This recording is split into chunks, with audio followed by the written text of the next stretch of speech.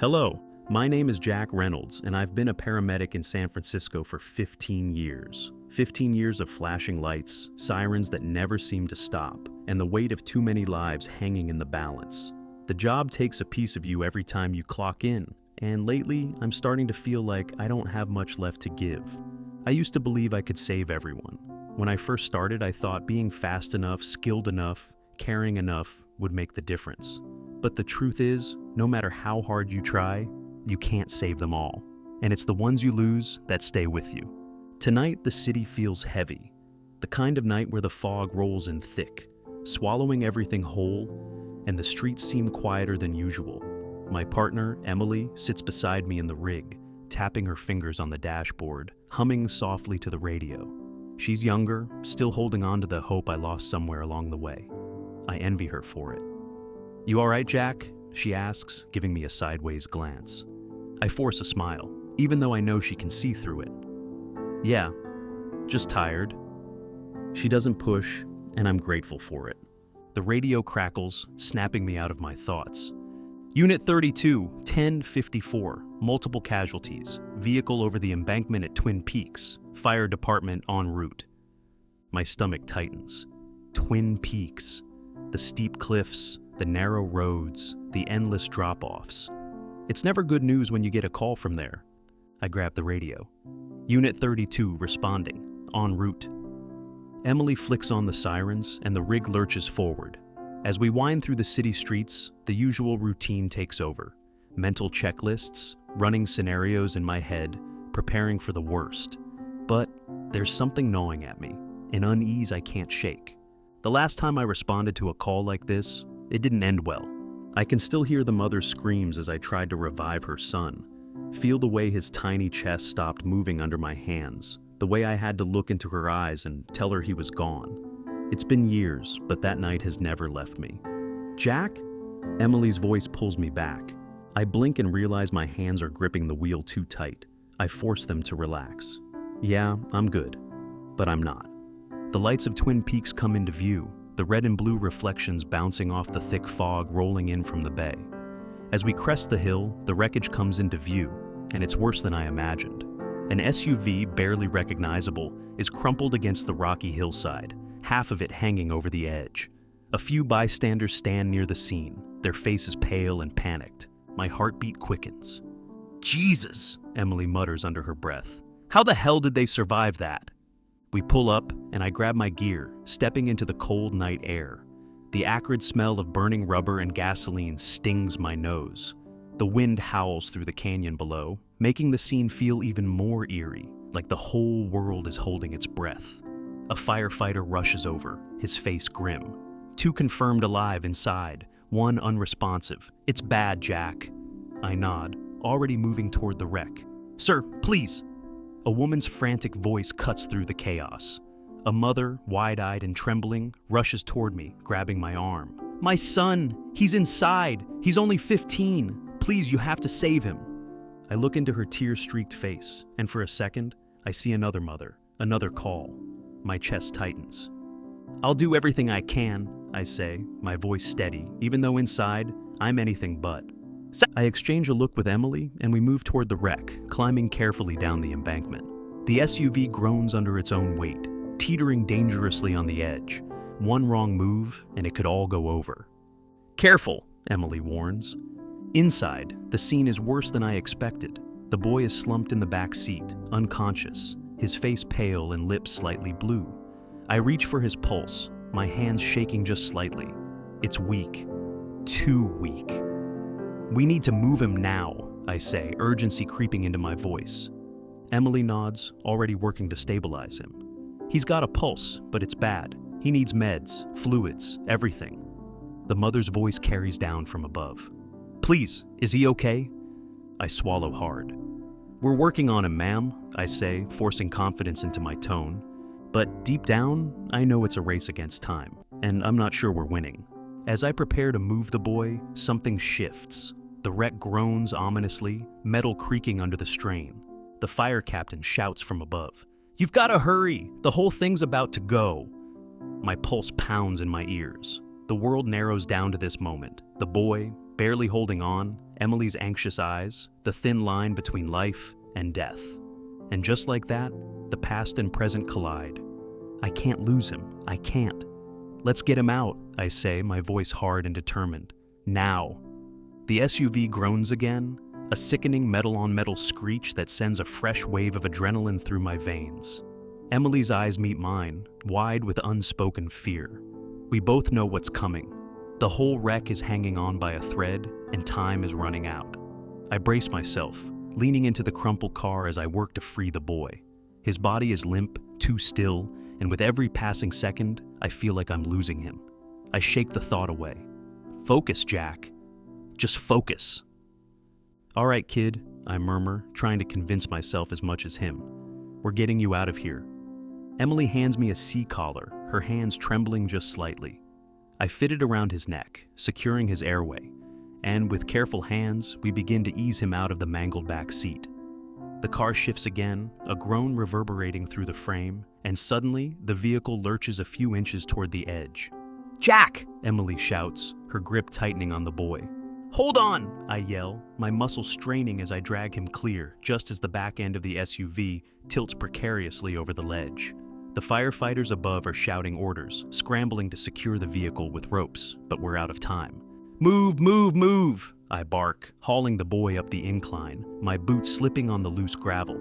Emily is right behind me, panting with exertion. We're almost to safety when the car finally gives way with a deafening crunch. I glance back just in time to see it tumble down the cliffside, disappearing into the darkness below with a sickening crash. A cloud of dust and debris rises from the canyon, the sound echoing through the hills like thunder.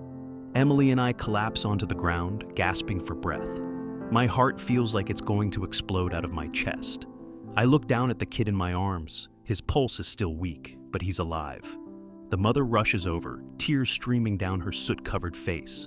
Is he okay? She sobs, her hands hovering over him, as if she's afraid to touch him. We've got him, I manage, my voice hoarse. But he needs to get to the hospital, now. Emily is already on the radio. Dispatch, patient extracted, critical condition, requesting immediate transport to SF General. The sirens wail louder as the ambulance pulls up. The paramedics on board rush out to take over, but I can't let go just yet. I watch as they load the boy onto the stretcher, my chest tight, my hands refusing to loosen their grip. You coming, Jack? Emily's voice pulls me out of it. I hesitate. For a moment, I see another stretcher, another mother, another child I couldn't save. The familiar weight of doubt settles heavily on my shoulders. Then I shake it off. Yeah, I say, forcing myself to move. Let's go. Inside the ambulance, the boy's breathing is shallow and his vitals are dropping. Emily administers fluids, her hands steady and sure. The mother sits across from us, clutching his hand, whispering prayers through her tears. I focus on the monitor, counting each shallow breath, willing him to hold on. Come on, kid, I whisper under my breath. Stay with us. The ride to the hospital feels like a lifetime.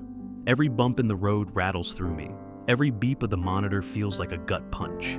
I've been here before, too many times, and I know how quickly hope can slip away. When we finally pull into the ER, the trauma team is waiting. I step back as they swarm around the boy, watching helplessly as they wheel him away through the double doors. The mother turns to me, her eyes filled with gratitude and fear. Thank you, she whispers, for saving him. I nod, but the words feel hollow. We did our best, I say, but deep down, I wonder if it was enough. Emily nudges me gently. Come on, let's clean up. As we step outside, the cool night air hits me like a slap to the face. I take a deep breath, but it does nothing to settle the knot in my chest. You okay? Emily asks, eyeing me carefully. I rub a hand over my face, feeling the grime, the sweat, the weight of it all. I don't know, I admit. It's just, every time, it feels like we're barely holding it together. She nods, her gaze distant. Yeah, but we do what we can. And tonight, we got him out. I lean against the rig, staring up at the dark sky, listening to the hum of the city that never stops. My hands are still shaking. Yeah, I murmur, we did. But in the back of my mind, the question lingers. What about the ones we can't save? The hospital doors swing shut behind me, but the weight on my chest doesn't go away. The sounds of the ER, monitors beeping, hurried footsteps, the muffled sobs of loved ones buzz around me, but it all feels distant, like I'm underwater. I watch through the observation window as the trauma team works on the boy, their movements precise and focused. I should be used to this by now, the waiting, the helplessness, but I'm not. Emily stands beside me, wiping sweat off her forehead with the back of her hand. She looks as exhausted as I feel, but she's still holding on to something I lost a long time ago. Hope. "Hey," she says softly, nudging my arm.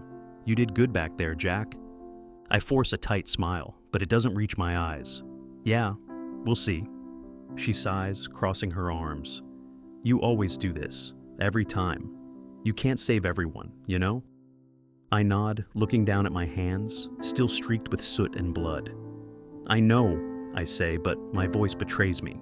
Because the truth is, I don't know if I can live with that anymore. A doctor finally emerges from the trauma room, pulling off his gloves with a tired expression. He walks toward the boy's mother, who stands wringing her hands, her whole world hanging on whatever words come next. I brace myself for the worst. But then, the doctor nods, offering a small, reassuring smile. "He's stable for now. We've got him on fluids and oxygen. It'll be a long recovery, but he's going to make it." The mother crumbles, sobbing into her hands, and for the first time tonight, the crushing weight on my chest eases. Just a little. I let out a breath I didn't realize I was holding. Emily claps me on the shoulder. "Told you," she says with a grin. I just nod, unable to find the right words. Relief feels foreign these days. The mother looks up, her tear-streaked face filled with gratitude. She walks toward me slowly, her hands trembling as she takes mine. "Thank you," she whispers. "You saved my son." I swallow hard, shaking my head. "We just did our job, ma'am." Her grip tightens. "No, you did more than that." For a moment, I don't know what to say. I've heard those words before, but tonight they feel different, heavier. As she walks back to her son's room, Emily leans in beside me. "You okay?" I exhale slowly, rubbing a hand over my face. "I don't know," I admit. I feel like I should feel more. Relief, maybe. She gives me a knowing look. "You will. Just give it time." I glance back at the trauma room. The boy is unconscious, machines keeping him alive, but he's breathing. And for tonight, that's enough. Emily checks her watch and sighs. "Come on, we should head back to the rig. We're still on shift." I nod, feeling the exhaustion creep into my bones. We walk out into the cool night air, and I breathe it in deep, trying to shake off the last few hours. But the echoes of it all still cling to me. The fire, the screams, the fear. As we climb into the ambulance, the radio crackles to life again. "Unit 32, respond to a possible cardiac arrest, residential address, CPR in progress." Emily looks at me, her eyebrows raised. "You up for it?" I hesitate, staring at the glowing buttons on the dashboard. Another call, another life hanging in the balance, and just like that, the weight is back. I grip the wheel tightly, nodding. "Let's go!" The engine rumbles to life, and we speed off into the night. Because that's what we do. We go, we fight, and we hope that, this time, we make it in time. The ambulance speeds through the dark streets, sirens wailing, cutting through the quiet of the city. My hands are steady on the wheel, but inside, my heart is racing. The adrenaline never really fades, not after a call like the last one, not after the ghosts that still cling to me from all the ones before. Emily reads the notes from dispatch, her voice calm but clipped. Caller is a female in her 60s. She found her husband unresponsive in their living room. CPR started by bystander. She glances at me. "It's a full arrest, Jack." I nod, already running through the motions in my head. Airway, compressions, meds, everything we need to do to buy this guy a chance. But the thought lingers. Are we too late? We pull up to the house, a modest little place with a single porch light flickering in the darkness. A woman stands in the doorway, her hands trembling, her face stricken with panic and grief. I jump out first, grabbing the med bag and defibrillator. "Ma'am, where is he?" She points inside, her voice cracking. Living room. I tried CPR, but I don't know if I did it right. Please, you have to help him." We'll take it from here, I say, pushing inside. The scene is all too familiar. An older man lies on the floor, his skin pale and clammy, his chest still. Emily is already kneeling beside him, feeling for a pulse that I know isn't there. She meets my gaze and I nod. Let's work! She starts compressions, her hands moving with precision, while I rip open his shirt and attach the defibrillator pads. The machine's robotic voice cuts through the tension. Analyzing, no shock advised, continue CPR. Damn it! I glance at the wife, who's watching us with wide, terrified eyes. Ma'am, did he have any medical conditions? He had a heart attack last year, she stammers. The doctors said he should take it easy, but he wouldn't listen. I nod, focusing back on the patient. Epi-in, Emily says, her voice strained as she continues compressions. I push the syringe into his IV line, silently willing his heart to start. The minutes stretch on, and with every cycle of CPR, I feel the weight pressing down heavier. It's not working, I know it. Emily knows it, but we keep going, because that's what we do. Another round, another breath, another shock, still nothing. I can feel the wife's hope fading with every second. She's clutching the doorway now, rocking back and forth, whispering prayers under her breath, and I know what's coming next. After another 2 minutes, I glance at Emily, and she looks back at me, the unspoken question hanging between us. Call it? I don't want to. Not again. Not tonight. I press my fingers to the man's neck, feeling for anything, any flicker of life. Nothing, just silence. I sit back on my heels, swallowing the lump in my throat. Time of death, I whisper, checking my watch with a heavy sigh. 2:37 a.m. Emily lets out a breath, wiping the sweat from her forehead. The wife's sobs fill the room, and they cut through me deeper than they should. I stand slowly, turning to her, but what do I say? What words could possibly soften the blow of losing the person you love most? I'm so sorry, I finally manage. We did everything we could. She nods through her tears, her face crumpling as she sinks onto the couch. Her grief fills the space between us, raw and heavy, and it hits me all over again. The weight of this job, the endless cycle of loss and trying again. Emily packs up the equipment in silence, her movements slower, more careful than usual. We both feel it. This one stings. On the way out, I stop at the door, glancing back at the woman as she cradles her husband's hand, rocking gently. Do you have someone you can call? She nods weakly, her voice barely above a whisper. My daughter, she's on her way. Okay, I say softly.